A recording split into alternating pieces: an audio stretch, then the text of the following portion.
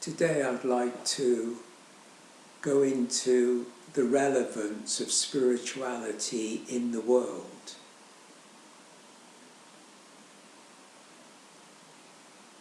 When I think of this, I think of spirituality as integral to the world, that it's part of human life. It's part of the culture we live in. So in a sense,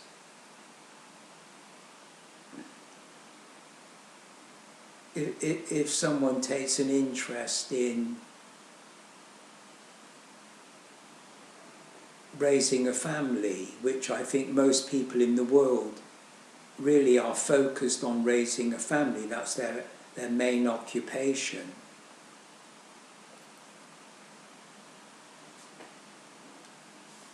So the majority of people probably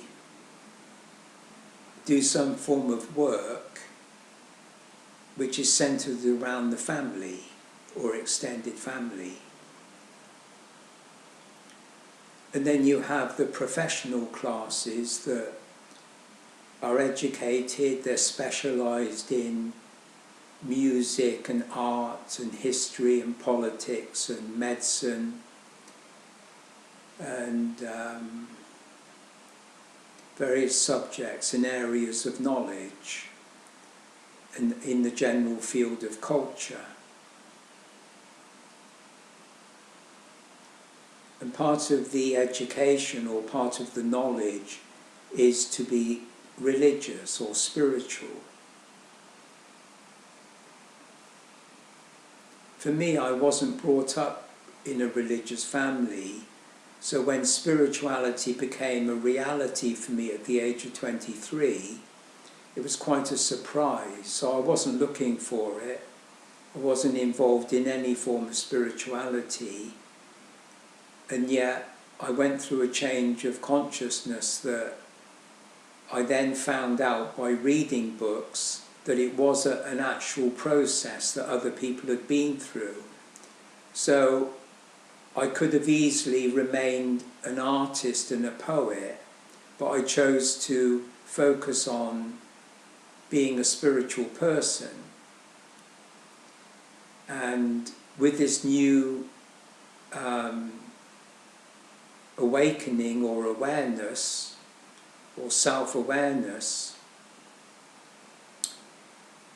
I then took to that new life quite naturally. It was very organic, very natural, and I just carried on my life as normal. And all through my life, I've never found a problem with consciousness, with behavior, with thought, with conditioning.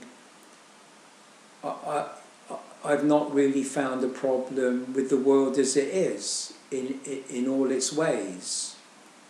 I think I agree with other people that there are problems at different areas in society, in the world, but I think we're taking care of those problems. We make mistakes, and I think basically what you might call history and tradition, I think that's working quite well. So all I'm trying to say is that for me, being spiritual is no different from being a poet or raising a family. I think it's a choice that, you know, if you're in a family and say they're a family of lawyers, you can always choose not to do law and to do art or music or something like that. And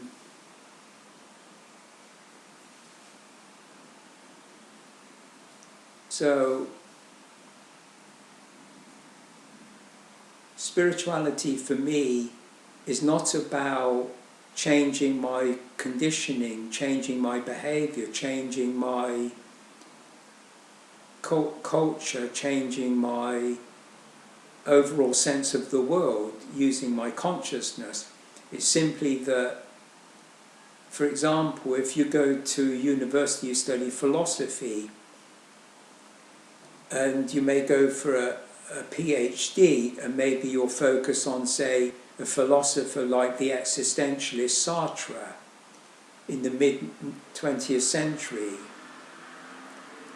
So I feel that I'm just focusing and concentrating on an aspect of spirituality that involves, generally speaking, what you might call mysticism, which is to do with really the transcendental nature of the mind, as it were. And I'm saying the mind rather than consciousness as such, consciousness being where consciousness being founded on the memory, where we have all our conditioning, our various cultural, social, psychological conditioning, historical, traditional. So I'm just saying the mind in the mystical sense is a factor that philosophically and metaphysically and mystically is open to question. It's not exactly understood what the mind is.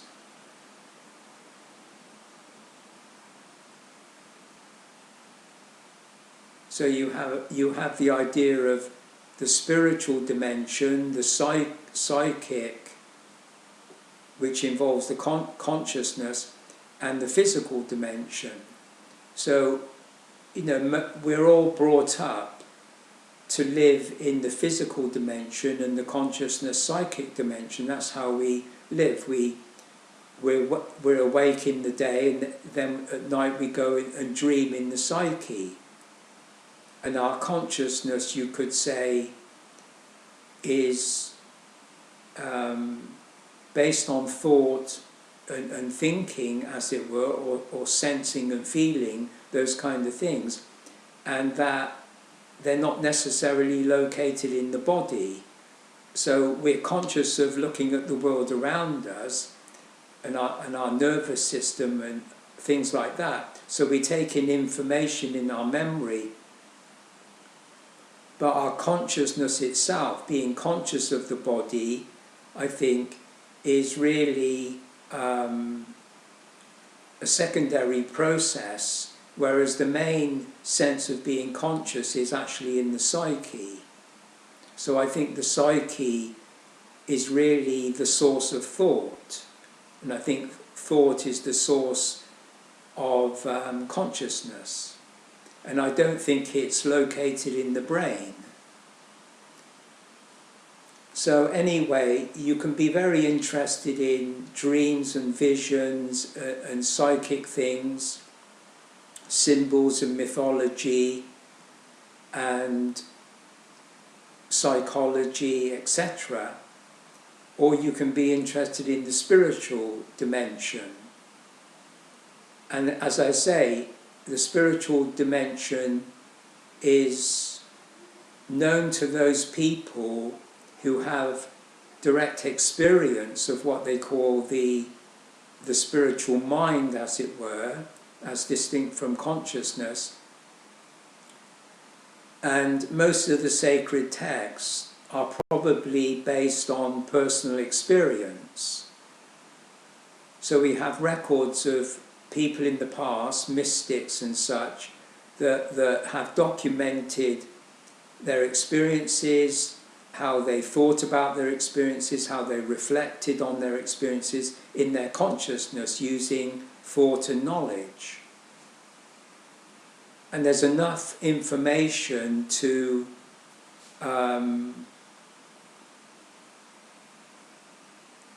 not with absolute certainty, but certainly with credibility and relative certainty that there is such a thing as a spiritual dimension.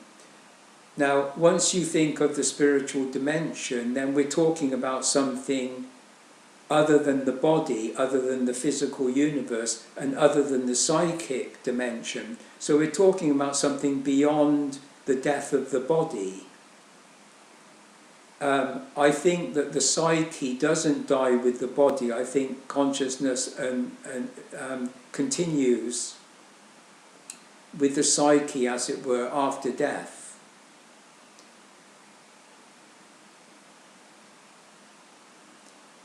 It doesn't worry me whether I can prove to myself that the spiritual dimension in a transcendental sense exists or not.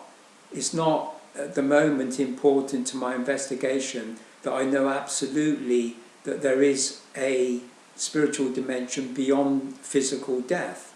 I haven't left my body, so I don't know what the answer is to that question. So my spiritual awareness is really based on an embodied state, so that if I'm sitting here now, I can say that I feel spiritually aware.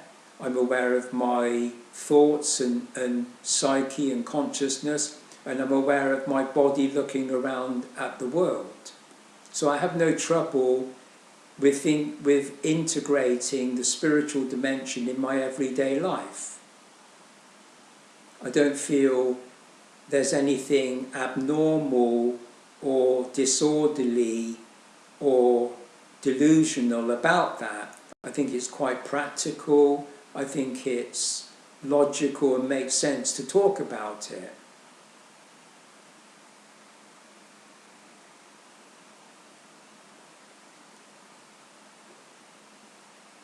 Regarding what we all are doing in our own individual way on the planet, I mean, we can identify each other as belonging to various groups, various classes, races, countries, traditions, cultures. None of that bothers me. I think people live the life they live, and if you take the ongoing reality of day to day, I think people have the right to live their life.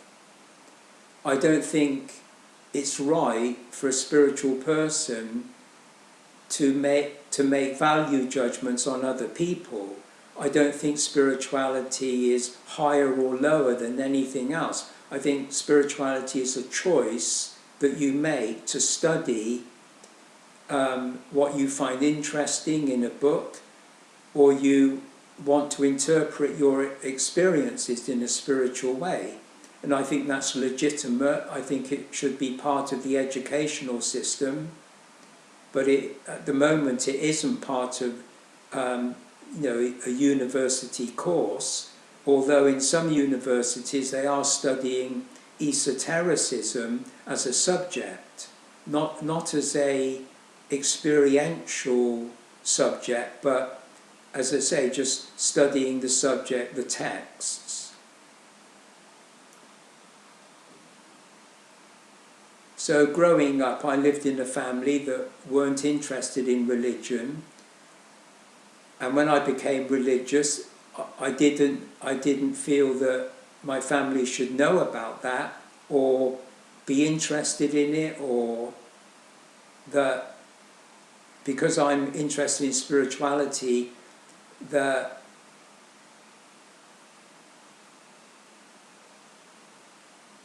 I'm really, how can I say, significant within the field of culture, or more significant than anyone else in the field of culture.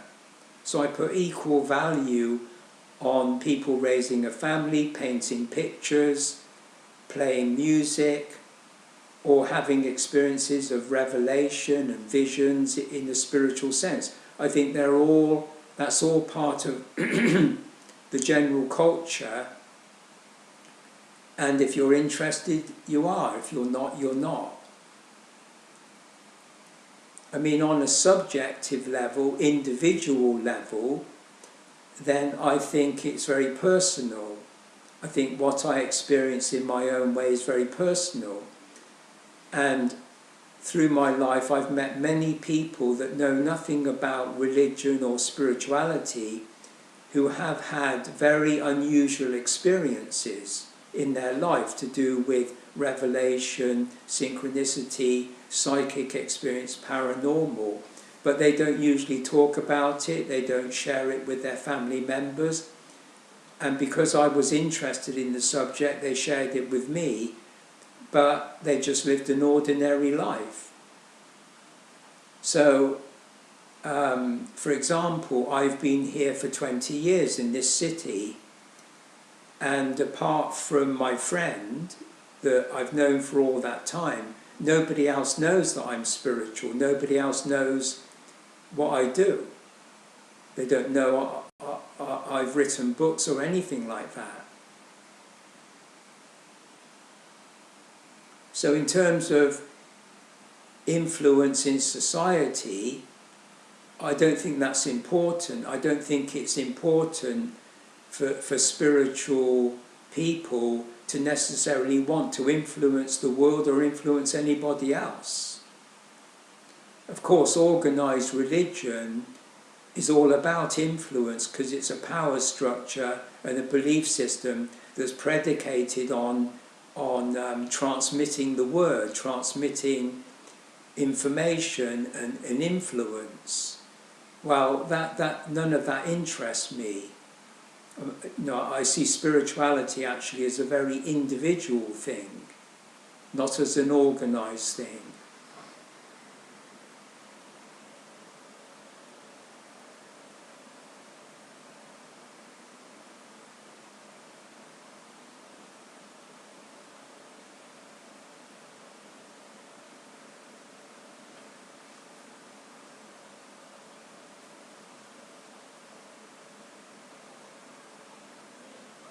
I mean, if I'm talking to my friend, who's a Jungian scholar and very knowledgeable on the psyche, on visions and mythology, and also he studied religion, so he knows really what I'm doing, but I don't emphasize any difference between talking about spirituality and what I know and my philosophy and all of that. When we talk, we can talk about music, we can talk about history, psychology, the family, or spirituality. It doesn't really matter. It's all part of the conversation. It's all part of understanding the world we live in. So again, my relationship to other people in terms of spiritual communication is very integral to communication as a whole. So I don't personally have any particular method or any particular point of view or belief or technique. I don't think there's a special language of communication. I don't think that spirituality is about changing consciousness or changing the conditioning or changing the tradition or changing the memory or behaviour. I don't think it has anything to do with that. As I say, if you're a scientist and you're doing research into the quantum field, when you go home, you can leave that behind and just live your life. So the same way with me, that personally I'm very involved in spiritual thought and spiritual reflection and documenting my experiences. But in my consciousness, I'm just ordinary. I just do what I want to do. And I get things wrong like other people. I make mistakes in behaviour, in emotional things, in memory, you know, and I just mix in with everybody, and I don't make a big deal out of it. I don't expect myself to be any better at living than anybody else because I'm spiritual. So I don't believe in what religion teach about being moral and being pious and being righteous and imitating Buddha or imitating Christ or living up to any values or living up to any principle. I don't believe in anything like that. I'm just an ordinary person who's interested in a subject called spirituality, but mainly based on my experiences.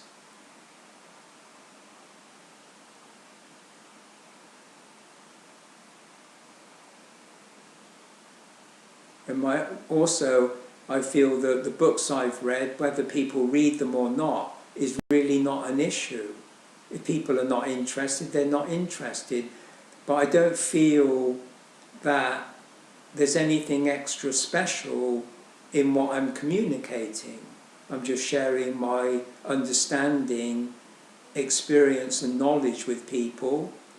And, you know, if the book's in the library, people are free to pick it off the shelf or not, or to watch a YouTube video or not. And I do think that people should be free to choose in whatever way they want to, and such.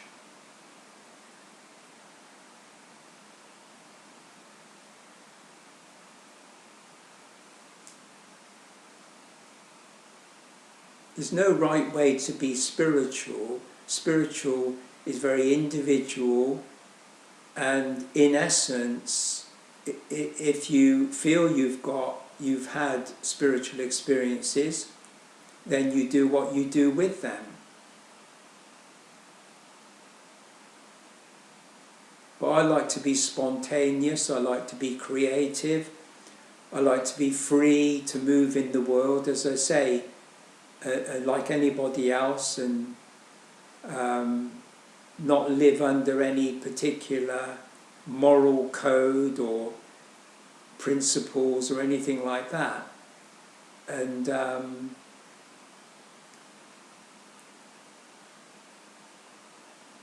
maybe I'll have spiritual experiences in the future, maybe I won't. I'm not dependent on being spiritual, and as I say, it happened to me. I didn't choose it.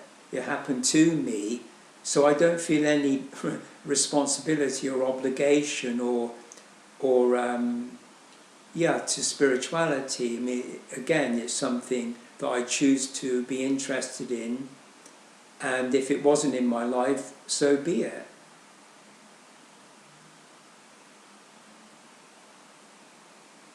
I don't look at spirituality as a solution to the world's problems. I think the world's problems over the last 5,000 years, say, of development and history and civilization, all of that, including the Aboriginal cultures, I think we're just working out our human problems with our consciousness, our thought, our knowledge, our memory, tradition, and that will go on into the future for hundreds and thousands of years probably. And we make mistakes in science, we make mistakes in politics, but I think people are dedicated to solving those problems, and I think there's a high level of trust and understanding in the world in general. And so from a spiritual point of view, I'm not going to cast aspersions or point the finger, or even feel that, in the way I see spirituality, that it's really about imposing on the world a kind of superior influence or anything like that. I don't think that.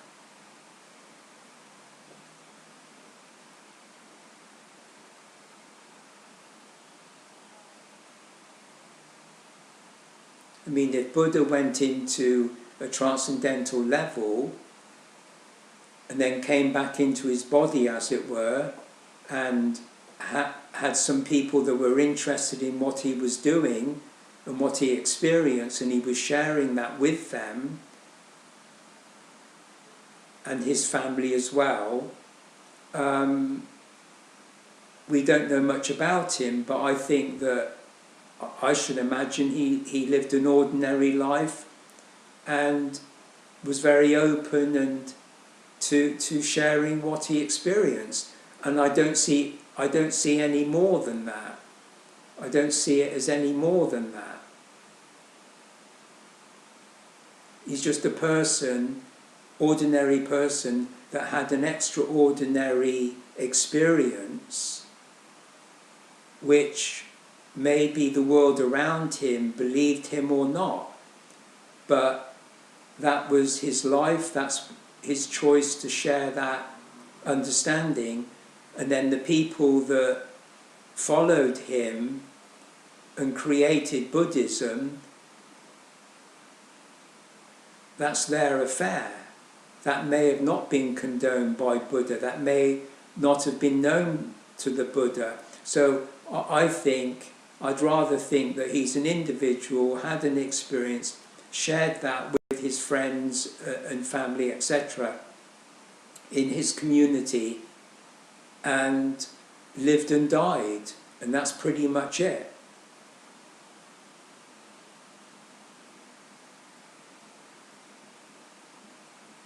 I mean, if you're an astronaut and you're selected to go to the moon, and you've been to the moon and you come back and tell people what it was like, I really don't see it as any different than that. I actually don't see it as different than that. And if you see a famous artist and they're talking about their paintings, they're in a gallery, they're talking about their paintings, and that's it. They're just talking about their paintings. And people talk about their poetry, or politicians talk about that.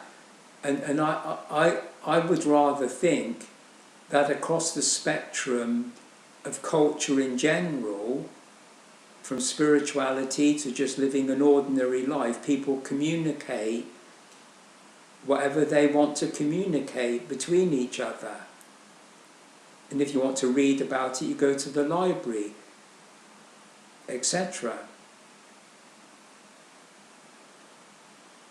Those people that make a big deal out of Buddha and Jesus, I mean, they've got their own motives. They believe in organisation and power structures and influence and so forth and so on. And that's their choice. That's what they want to do. And then they say that they've got some special contact with Jesus or Buddha. I doubt it very much that those institutions have any particular special contact. And within those traditions, religious traditions, there have been people, mystics and monks and yogis and all of that, that maybe they have themselves experienced the transcendental wisdom. Maybe they have, maybe they haven't.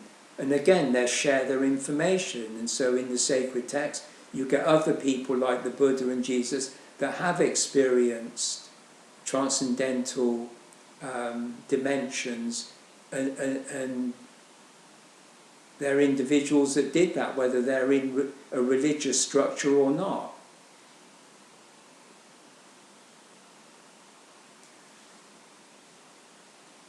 I mean, tradition, the people in tradition, they like to keep alive the memory and the knowledge of a particular person. So you get societies all over the world keeping alive the memory of a poet, or the memory of a spiritual person, or the memory of a writer, or a politician, or anybody really. That's just part of society.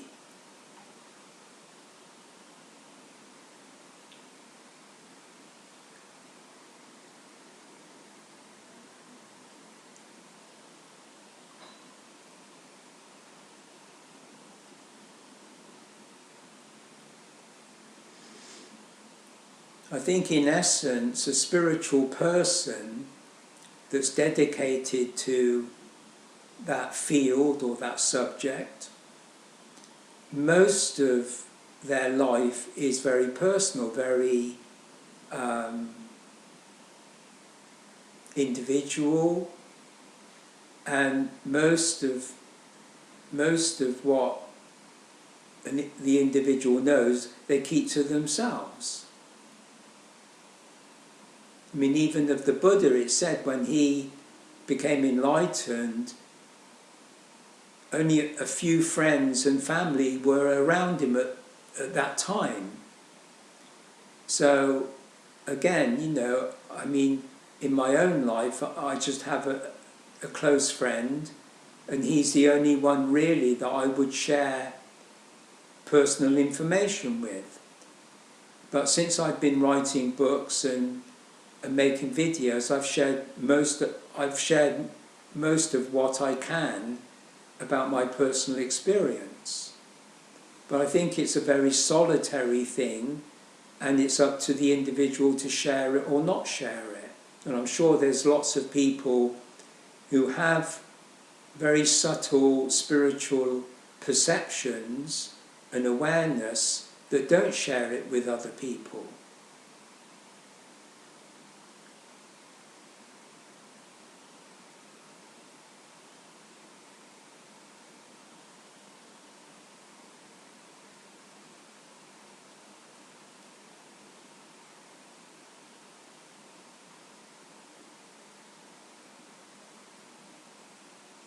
I mean, most people live and die without any certainty about surviving death. Most people have no experience or anything about life after death.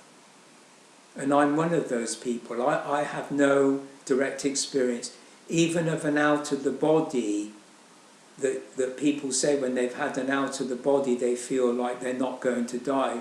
And people in near-death experience, they usually say they're not going to die. But I can't say that because I haven't had that type of experience. All I can say is, based on my own experience of certain based on my own spiritual experiences, I can work out the probability that what I'm experiencing has been written about in terms of transcendence, and therefore I can feel quite confident in that transcendence. But that's not the same as saying, I hope I survive death, or I want to be immortal, or that I will feel that I've failed, or that I'm disappointed if I die without knowing that. It doesn't really matter to me. I could die without knowing for sure whether I'm going to survive death, or whether the spiritual dimension in a transcendental sense actually exists. It's not really that important to me.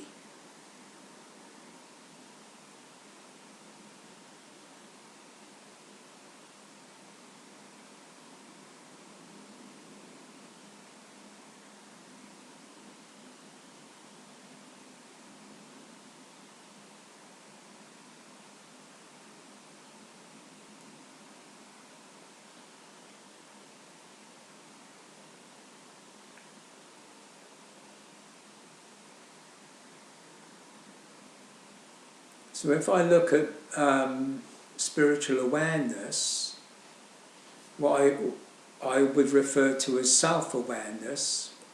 So for me, self-awareness is a spiritual experience of being in what the Tibetan Buddhists call the one mind, or nirvana.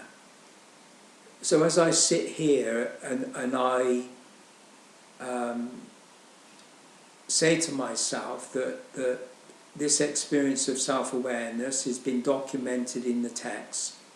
It seems to be very true, it seems to be real. It's a permanent state that's been with me for 50 years. So without making claims of anything beyond death or transcendental, I just know in myself that it's real. And there may be subtle differences in the way I interpret it and the way other people interpret it. So if I'm just sitting here aware of the spiritual dimension, so I'm aware of the physical dimension that I can see around me, I'm aware of my thought and thinking and imagination, which is my psychic consciousness, as it were. And then I'm aware of the one mind, the emptiness of the spiritual dimension. I don't generally mix the three up. So I don't generally concern myself about how the psychic is affecting the physical, how the spiritual is affecting the consciousness of the world. I don't think in those ways. I don't involve thinking and consciousness in my spiritual awareness. So if I'm in my spiritual awareness, just sitting here quiet, and I'm not thinking, I'm not remembering, and I can really pretty much silence my consciousness, then I might have thoughts about, say, history. I might have thoughts about the Aboriginal culture. I might have thoughts about the physical universe. What is the physical universe? I might have thoughts about the relationship of the psyche to the physical universe, or the relationship of consciousness to the brain. And I reflect on those thoughts, and in a spiritual sense, using a spiritual perception, because I'm paying attention to a specific thing, then in terms of say, Tibetan Buddhism, when you're paying special attention with your spiritual awareness and your spiritual perception, you're paying special attention to something like the nature of the physical universe, then you're using what they call the third eye. You're using Bodhic insight, enlightened insight, or intuitive wisdom. So I'm using insight to think about the nature of the physical universe, for example. Now, if I'm writing about mythology, say I'm studying Tibetan Buddhism from a symbolic mythological point of view, then as I'm talking now and using the framework of Tibetan Buddhism in terms of the one mind, Buddhahood, spiritual perceptions, then as I'm thinking about those, I'm using my insight to work out the relationship of self-awareness to spiritual perception to gaining insight into that framework.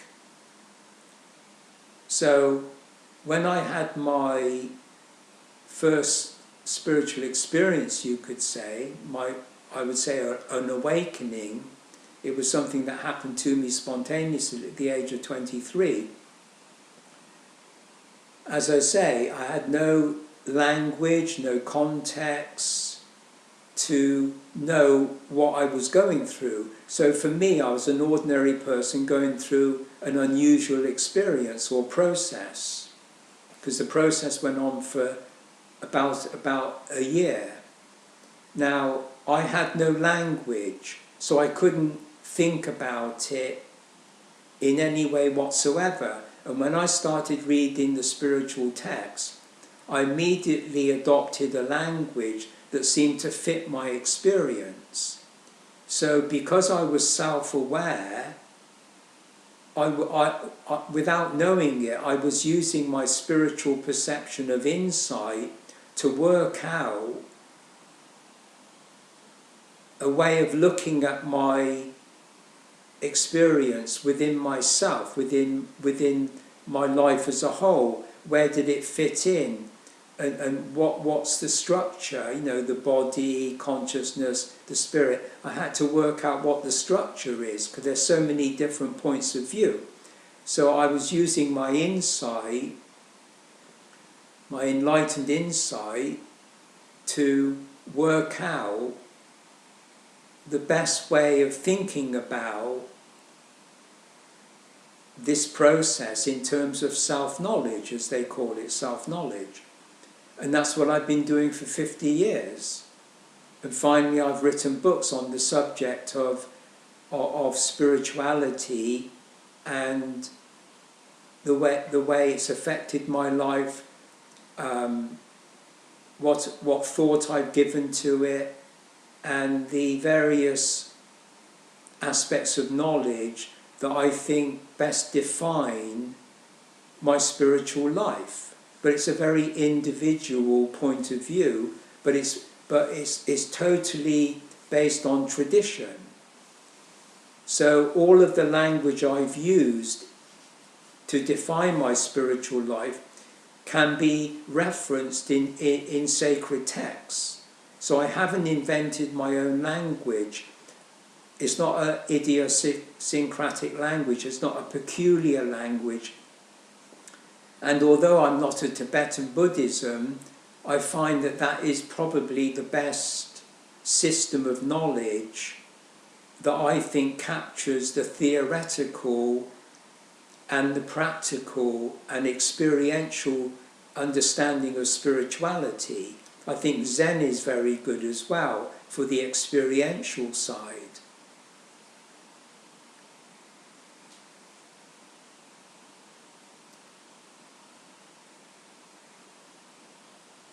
So if you're reading literature, you're reading a novel, or you're reading poetry, and you want to understand what you're reading, you want to gain some kind of understanding of the meaning of the poem or the meaning of the novel, then you'll go as deep as you can and you'll intuit what you think the meaning is and what it means to you. Now, the person that wrote the poetry and wrote the novel, the actual writer, might have been thinking, about a metaphysical idea. Say they were thinking about something they've experienced and they want to make a poem out of it. Well, generally speaking, the poet is inspired to write the poem. And in the ancient world, what they say is that the muse is speaking through them, the muse is inspiring them. So you have the idea of the Greek 9 muses, and the 9 muses are related to astronomy and history and poetry and music. So the notion of the museum is based on the muses, because in the museum are all the artifacts of culture. So the muses are those that inspire the creative genius of culture. So the people that are in the libraries of the temple or the museum, and they're documented from ancient times, those people that make up the history of culture are usually inspired geniuses, like philosophers, scientists, and mathematicians, and musicians, all of that. Now, each person is pondering, which means meditation. Each person is meditating on what they know, what they've been taught. They're meditating on their life, they're meditating on their experience, and they want to produce a painting or a piece of music. What they need in order to bring order to those feelings and senses and inspirations and intuitions, what they need is a form of insight.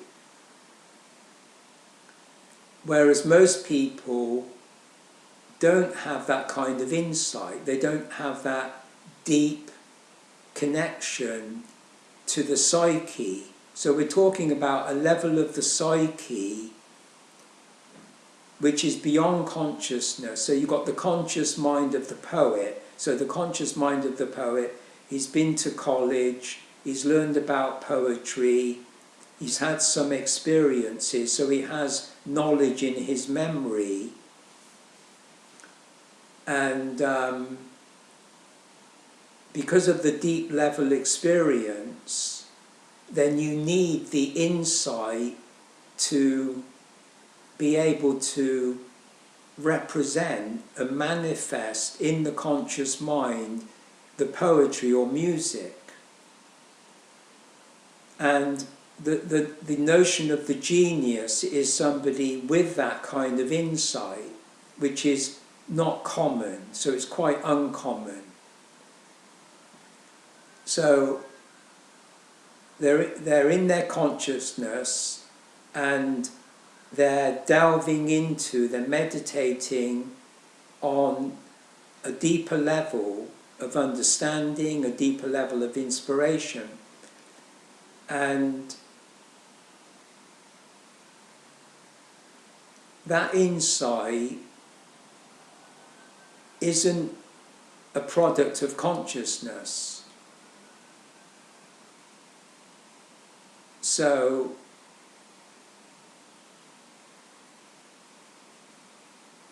you might say, where is that insight coming from?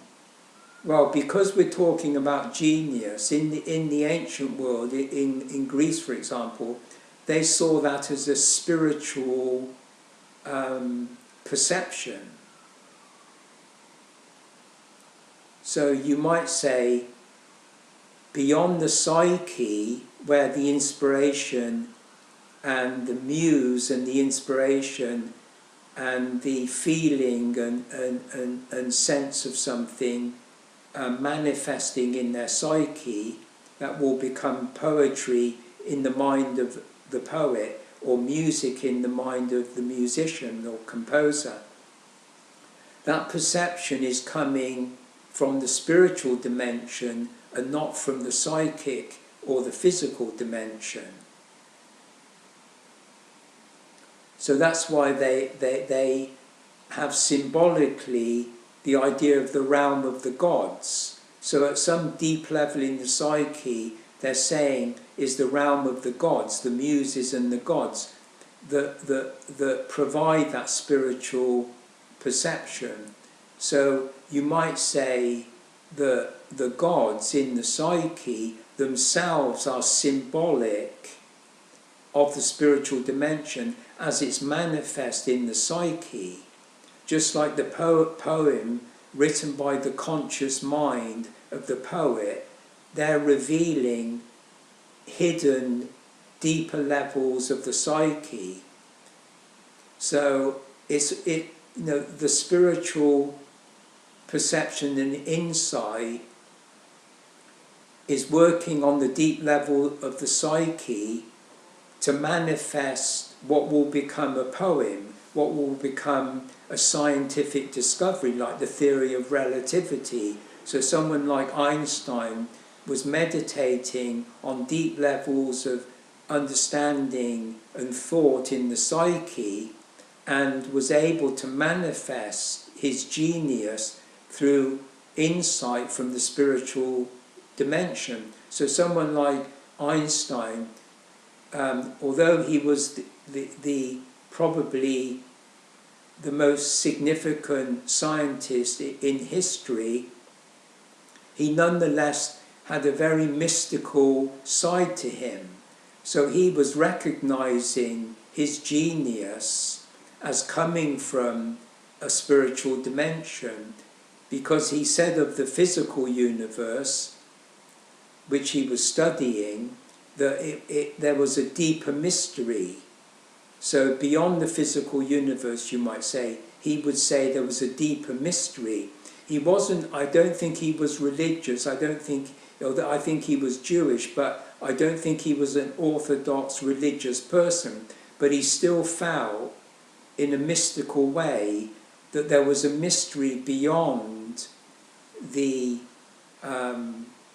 physical universe. And I think that's an acknowledgement that wherever that knowledge came from, wherever that inspiration came from, to write down the theory of relativity, he felt it wasn't coming from his conscious mind, and it was probably coming from an unknown source. And because he wasn't strictly a spiritual person in the sense that he had a system of knowledge or anything, but he still paid respect to the fact that there probably was a spiritual mystery beyond the physical universe. That's a good example.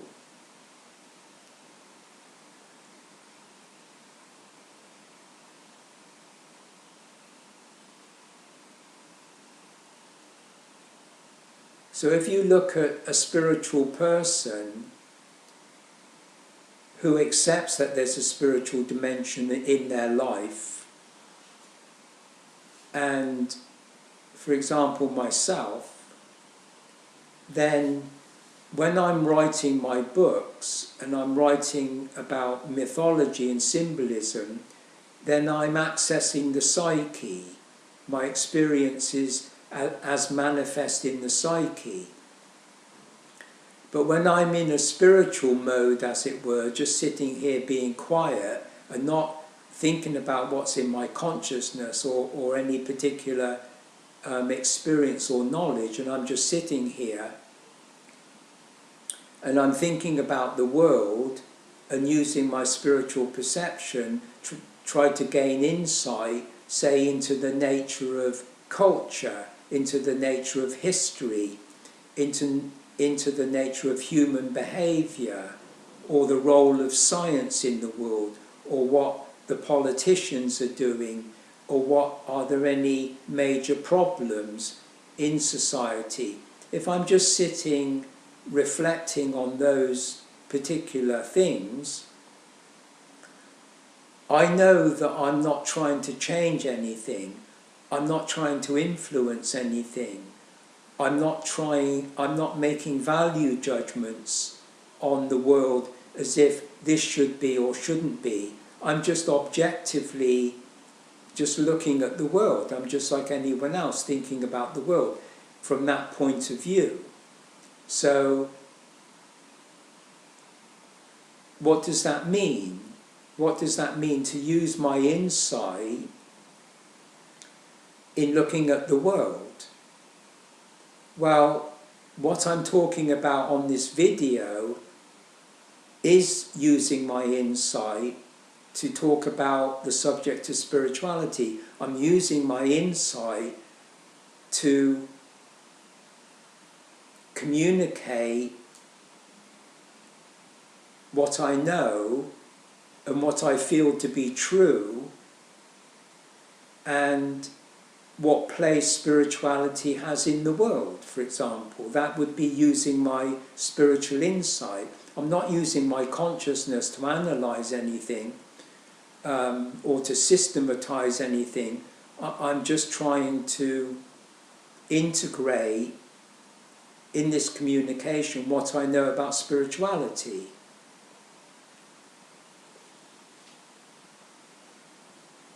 So from a spiritual point of view, I'm simply looking at the world, which involves consciousness, involves history, involves ancient times, involves culture, music, philosophy, anything. Anything that the human being, anything the human race has experienced and documented in the memory, and just looking at the human condition.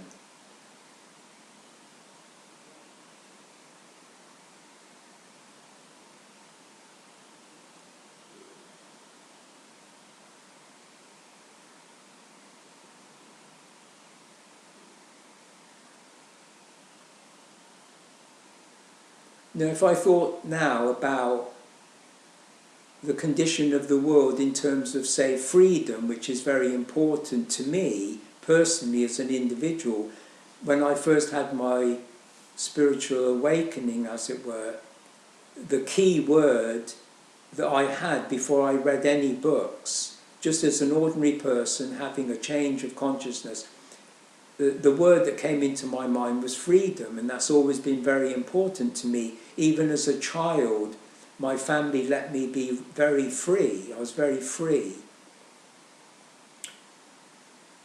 Very little conditioning about politics and religion, that kind of thing. So I could feel and think, and and my parents never told me what to do in terms of thinking, behaviour, or anything like that. And so if I think of freedom, for example, now, and I use my spiritual perception, spiritual insight, because I'm not analysing with my consciousness. I'm not really, you might say, breaking the subject up. I'm just thinking about freedom as a whole on this planet. In other words, how free are we? Now, I'm not saying free politically, religiously, socially, psychologically, etc. I'm just looking at the element, the quality of freedom in the world. Now, I'm not open to the media. I don't watch television, radio, newspapers, internet. I know nothing about the details of the world, details of society, details of culture.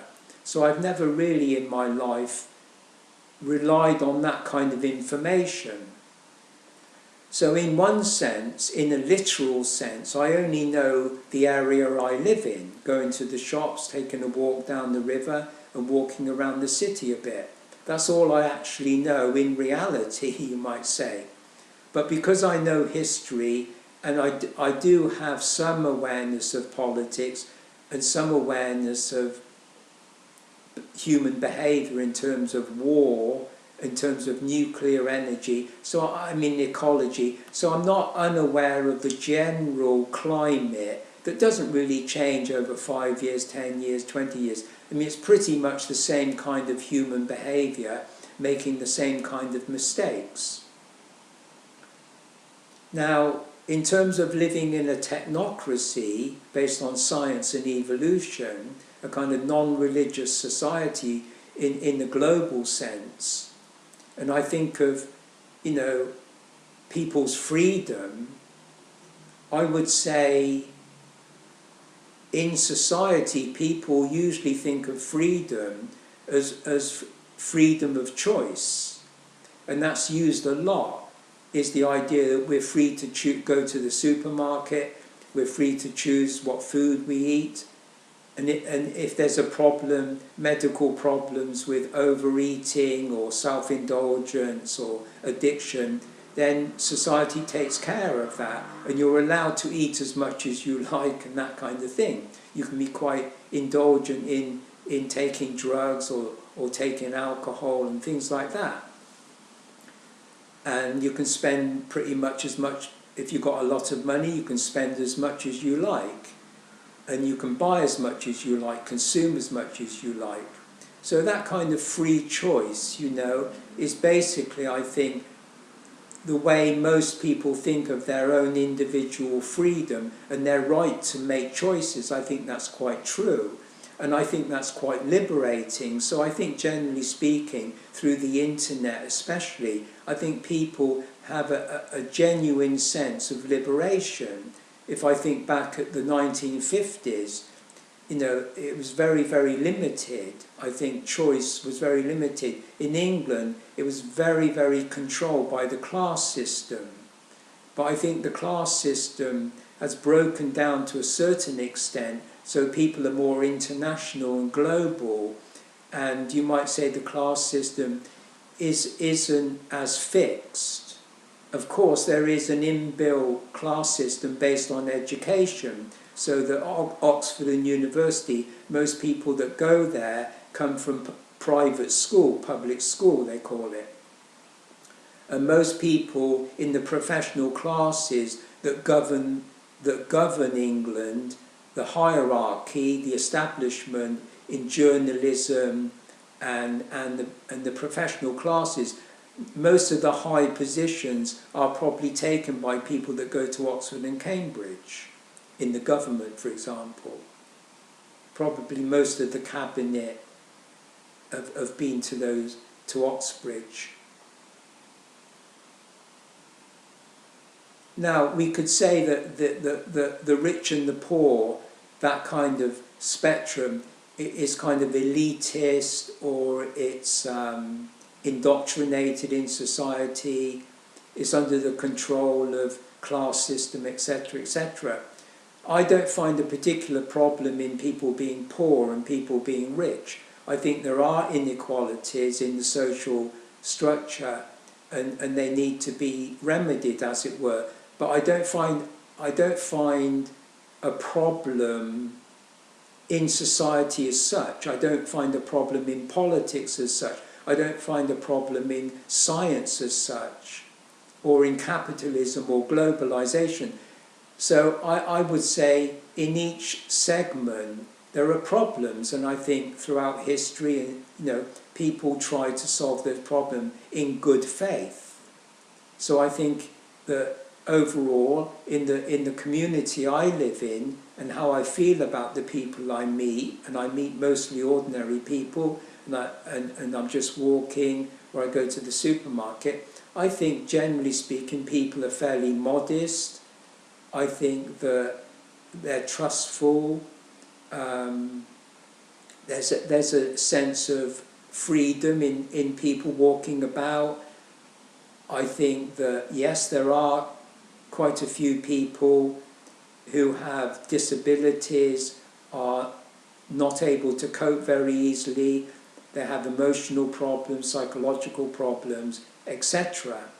But overall, my sense of being in the world with other people, I would say, is fairly reasonable and fairly good. And I felt that all my life. And I lived in America for nearly 10 years. I've been to India, been around Europe. So I've been around, and I've never really felt cynical about life or pessimistic, and that I felt any particular group or any particular field of inquiry, like politics and science and educational systems, all of that, I've never felt overall a problem in the way society functions, in the way the hierarchy functions. So I may be naive, I may be ill-informed, I may be uneducated in those areas, but I don't think so. And I'm quite happy to share my spiritual experiences on video and in book form, and whoever takes an interest takes an interest. But there's nothing special, there's nothing superior, there's nothing that people should or shouldn't know. I don't think that religion, mysticism, spirituality is something everybody should know or everybody should be interested in. And I think, I like to feel it's my right to be a free person and experience things and look into things as I wish. And I'm allowed to do that in this society. Whereas in the past, even going back 50, 100 years, people were vilified, like Aleister Crowley was vilified, and a lot of people in the occult and magic and mysticism, they were persecuted. Whereas today, pretty much, from the people I interact with, in terms of interviews and YouTube video, and people I meet and people I communicate with through the internet, etc., I think there's quite a healthy sense of freedom.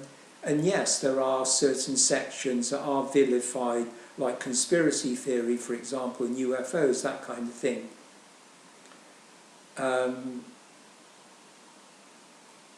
But again, I think that the climate is fairly liberated.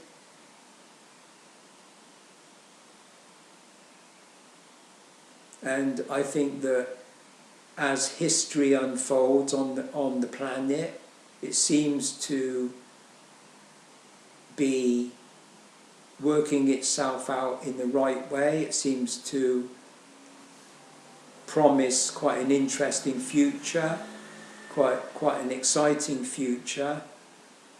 And I think there's quite a lot of expectation of the future. So I do remain optimistic and open-minded, and I'm not interested in playing off religion against science, and maybe there are some evolutionists that are very prejudiced against religion.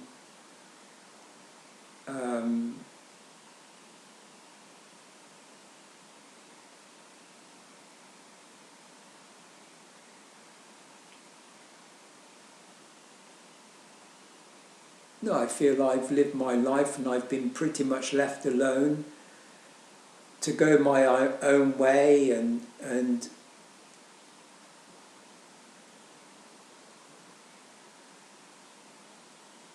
I think in terms of what happened to people in the past, I feel very privileged to be able to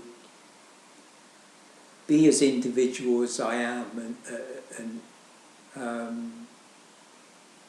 and acknowledge that and value that.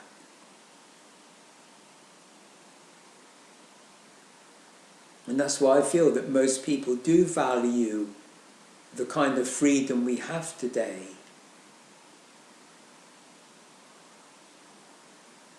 And they just feel, basically positive about life, not for anything in particular, but just in general, trust the way things are going. And even if a lot of people in this country don't get involved in politics and social reform and all kinds of things, I think that most people are very charitable, very conscientious, and